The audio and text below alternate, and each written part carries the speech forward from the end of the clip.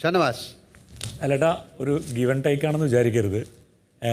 എൻ്റെ സുഹൃത്ത് എൻ്റെ പേര് പറഞ്ഞുകൊണ്ട് ഞാൻ തിരിച്ച് പേര് പറയാമെന്ന് വിചാരിക്കേണ്ട കാര്യമില്ലല്ലോ. തീർച്ചയായിട്ടും അനീഷിനെയാണ് ഞാൻ നല്ലൊരു ഇവിടുത്തെ സ്റ്റാറായിട്ട് കാണുന്നത്.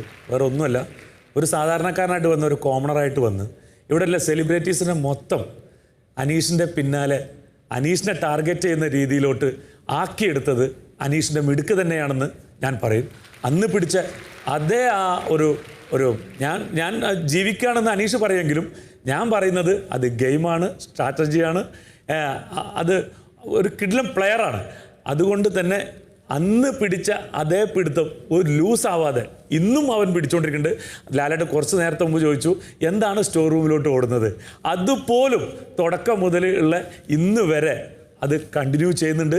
ചിലപ്പോൾ അയാളുടെ ഗെയിമായിരിക്കാം. എൻ്റെ വ്യൂവിലാണ്, ഞാൻ ഒരിക്കലും മോശമായിട്ട് പറയുന്നതല്ല, അത് എൻ്റെ വ്യൂ ആണ്. ഞാൻ എപ്പോഴും ചൂണ്ടിക്കാണിക്കാറുണ്ട്, നീ ജീവിക്കുകയാണെന്ന് എൻ്റെ മുന്നിൽ കള്ളം പറയരുത്, എനിക്കറിയാം അത് നിൻ്റെ ഗെയിമാണെന്നും സ്ട്രാറ്റജിയാണെന്നും. അപ്പോൾ ഈ വൈൽഡ് കാർഡ്സ് വന്നപ്പോഴും അവർ പോലും ടാർഗറ്റ് ചെയ്തത് എനിക്ക് തോന്നുന്നു അനീഷിനായിരുന്നു തോന്നുന്നുണ്ട്.